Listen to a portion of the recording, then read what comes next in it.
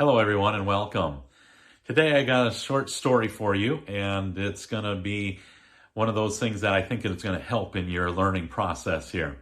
So, I had a person that was carrying a weight through the weight room with bare feet and ended up hitting his head on the bar and dropped the weight. And in most instances, it would have probably broken the toes, but it just grazed the toes.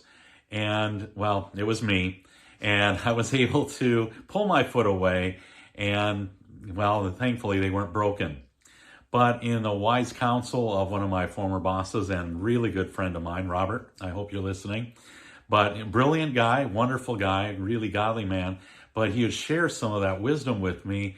And after I told him a story that, well, one day I hit my head on one of the pieces of equipment, and in his infinite wisdom, he would say, well, don't do that.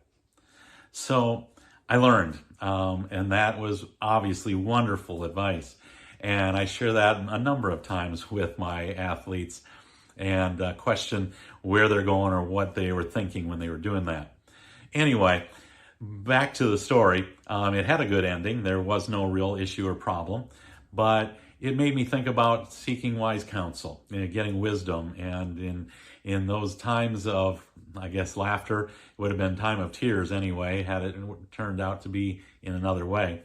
But we do need to seek wise counsel, for everything. Or seek prayers, from our fellow Christians. And that will shed light on our situation. Maybe someone's gone through that scenario before, and they can shed some light or some compassion on that scenario.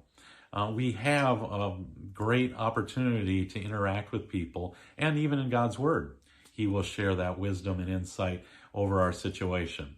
There's nothing under the sun that hasn't been done before, and God shares that with us in His Word. And we just need to seek that out, find His truth, seek out friends that would have godly wisdom and insight, and that can really help turn things around.